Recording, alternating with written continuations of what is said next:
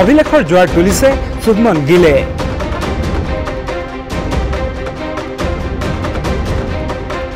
ইংলেণ্ডৰ বিৰুদ্ধে প্ৰথম টেষ্টত ৭ ৰান কৰি অধিনায়ক হিচাপে কেৰিয়াৰ আৰম্ভ কৰা গিলে এইবাৰ বাৰ্মিংহামত প্ৰাক্তন অপেনাৰ তথা দেশৰ অন্যতম শ্ৰেষ্ঠ খেলুৱৈ সুনীল গাভাস্কৰৰ ৰেকৰ্ড ভংগ কৰাৰ লগতে গঢ়িলে কেইবাটাও অভিলেখ। দ্বিতীয়খন টেষ্ট মেচৰ প্ৰথম ইনিংছত ৩৮৭ বলত ২৬৯ ৰানৰ মাৰাথন ইনিংছ খেলাৰ পিছত দ্বিতীয় ইনিংছত ৭৫ ৰান সংগ্ৰহ কৰাৰ লগে লগে ইতিহাসৰ সোণালী পৃষ্ঠাত নাম সন্নিৱিষ্ট কৰে শুভমনে।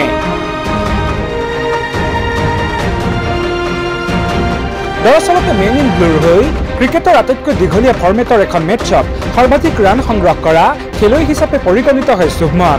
তেওঁ সুনীল গাভাস্কৰৰ অভিলেখ ভংগ কৰে। ১৯৭১ চনত ৱেষ্ট ইণ্ডিজৰ বিৰুদ্ধে টেষ্টত গাভাস্কৰে ৩৪৪ ৰান সংগ্ৰহ কৰিছিল।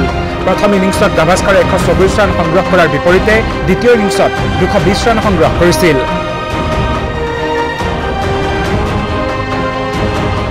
কিন্তু গিলে সকলো অভিলেখ ভংগ কৰি ৪০০ ৰানৰ অভিজাত তালিকাত অন্তৰ্ভুক্ত হয়।